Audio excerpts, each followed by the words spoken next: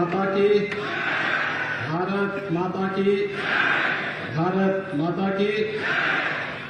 राष्ट्र रक्षा समर्पण पर्व झांसी जलसा के आज के इस उद्घाटन कार्यक्रम में उपस्थित देश के यशस्वी रक्षा मंत्री माननीय श्री राजनाथ सिंह जी, केंद्रीय सूक्ष्म लघु मध्यम उद्यम विभाग के राज्य मंत्री श्री भानु प्रताप वर्मा जी, उत्तर प्रदेश सरकार में मेरे सहयोगी मंत्रीगण श्री राम नरेश महोत्रा जी, श्री मनोहर लाल पंत जी, माननीय सांसद श्री अनुराग शर्मा जी, रक्षा सचिव डॉक्टर अजय कुमार जी, महापौर झांसी श्री रामतीर्थ सिंगल जी, माननीय विधायकगण, रक्षा मंत्रालय, प्रदेश शासन और यहाँ के स्थानीय प्रशासन से जुड़े हुए सभी अधिकारीगण, आगंतुक सभी उपस्थित महानुभाव, सभी रंगकर्मीगण और उपस्थित भाइयों बहनों, मैं राष्ट्र रक्षा समर्पण पर्व झांसी जलसा के लिए माननीय रक्षा मंत्री जी को, रक्षा मंत्रालय से जुड़े हुए सभी अधिकारियों को हृदय से धन्यवाद देता हूं और इस अवसर पर इस 3 दिवसीय आयोजन का उद्घाटन करने के लिए स्वयं माननीय रक्षा मंत्री जी इस झांसी की धरती पर पधारे हैं। मैं उनका प्रदेश शासन की ओर से हृदय से स्वागत और अभिनंदन भी करता हूं। भाइयों बहनों, हम सब जानते हैं झांसी की जब चर्चा होती है तो भारत के शौर्य, पराक्रम, वीर और वीरांगनाओं की धरती के रूप में झांसी को एक पहचान मिलती है। यह वर्ष झांसी की रानी लक्ष्मीबाई का 193वां जन्मदिन का है और इस आयोजन को देश के अमृत महोत्सव कार्यक्रम के साथ जोड़ करके और भी अच्छे तरीके से प्रस्तुत करने का जो प्रयास हुआ है और रक्षा मंत्रालय और राज्य शासन ने मिलकर के इस कार्यक्रम को आम जन के साथ जोड़ने का जो प्रयास किया है, हर नागरिक के मन में राष्ट्र के प्रति समर्पण का भाव पैदा हो, राष्ट्रभक्ति का भाव हम सबके मन में पैदा हो और हर भारतीय का एक दायित्व बने कि राष्ट्र रक्षा हम सबका मूल धर्म है। राष्ट्र धर्म ही हमारा धर्म है। इस धर्म का पालन करके ही हम न केवल अपने वर्तमान को बल्कि आने वाले भविष्य को सुरक्षित रख सकते हैं। इस भाव के साथ यह आयोजन यहाँ पर हो रहा है, एक अभिनंदनीय और सराहनीय प्रयास है। मैं इसके लिए रक्षा मंत्रालय का हृदय से धन्यवाद देता हूँ। भाइयों बहनों, हम सब जानते हैं 1857 की प्रथम स्वातंत्र समर में इस झांसी ने विदेशी हुकूमत की चोलें हिलाने का काम किया था। रानी लक्ष्मीबाई जी के नेतृत्व में इस देश की स्वाधीनता के लिए उस समय जिस प्रकार का अभियान चलाया गया था, आज भी भारत के इतिहास में वह स्वर्णाक्षरों में जाना जाता था और यहाँ की लोक कथाओं में, काव्यों में किस वीरता के साथ, किस ओजपूर्ण तरीके के साथ झांसी के ओज और तेज को प्रस्तुत किया गया है। खूब लड़ी मर्दानी वह तो झांसी वाली रानी थी। कौन ऐसा भारतीय है जो इन पंक्तियों को कभी विस्मृत कर सकता हो? हर एक के जवान में आता है और रानी लक्ष्मीबाई का यह अमृत वाक्य कि मैं अपनी झांसी हरगिज नहीं दूंगी, यह भाव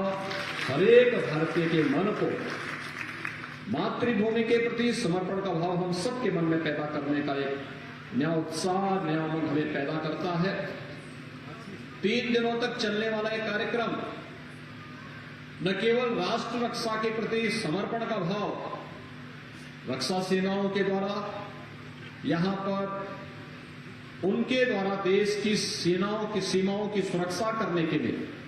क्या क्या कार्यक्रम चल रहे हैं, इसका तो प्रदर्शन होने ही जा रहा है। लेकिन साथ साथ यहाँ के रंगकर्मियों को, समाज के विभिन्न तबकों को जोड़ करके जन सहभागिता के माध्यम से इस कार्यक्रम को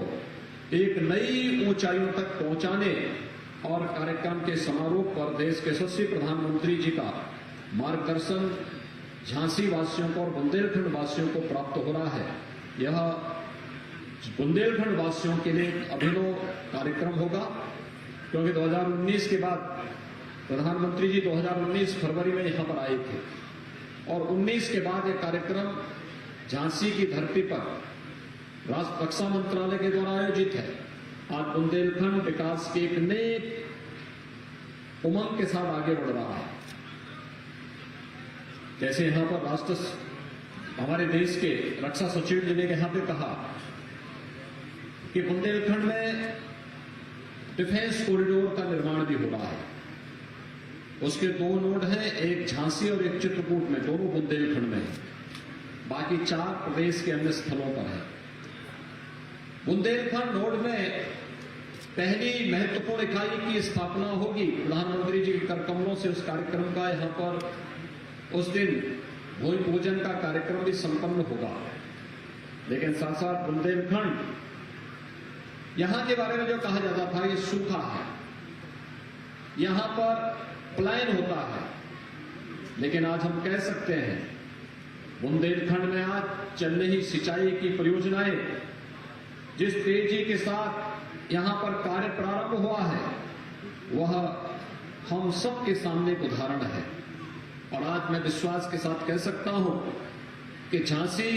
ही नहीं बल्कि बुंदेलखंड के अंदर न केवल बुंदेलखंड एक्सप्रेसवे के माध्यम से हम बुंदेलखंड की जीवन रेखा को इसके साथ जोड़ने का कार्य कर रहे हैं और तेजी के साथ बुंदेलखंड एक्सप्रेसवे के निर्माण के कार्यक्रम को हम तेजी से आगे बढ़ा रहे हैं, बल्कि बुंदेलखंड के अंदर अब अनेक वह कार्यक्रम भी हो रहे हैं। ललितपुर में हम लोग एक नया मेडिकल कॉलेज बनाने जा रहे हैं। विगत वर्ष ही प्रधानमंत्री जी ने केंद्रीय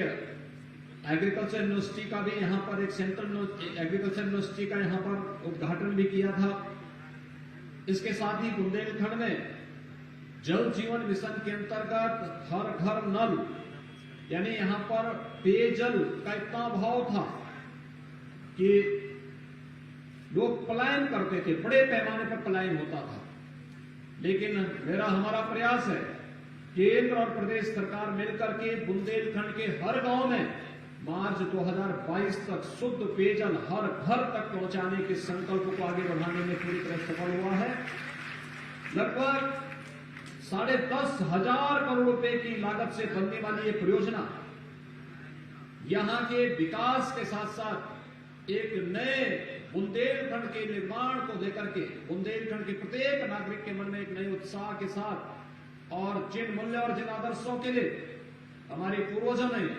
रानी लक्ष्मीबाई ने और उनके साथ अन्य वीरांगनाओं ने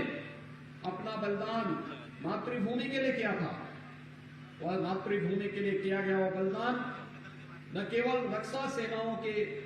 ओज और तेज के माध्यम से आज देखा जा सकता है, बल्कि विकास की विभिन्न योजनाओं का लाभ जब हर गरीब को, हर गांव को, हर किसान को, हर नौजवान को प्राप्त हो रहा है, वह भारत की स्वाधीनता की वास्तविक अड़चन को हम सबको उसकी ओर प्रेरित करता है। आज के इस अवसर पर राष्ट्र रक्षा के समर्पण पर्व के अवसर पर मैं संपूर्ण झांसी वासियों को हृदय से बधाई देता हूं। रानी लक्ष्मीबाई के त्याग और बलिदान की प्रेरणा सदैव हम सबको राष्ट्र रक्षा के प्रति समर्पित करने का भाव पैदा करती रहेगी। इस विश्वास के साथ मैं एक बार फिर से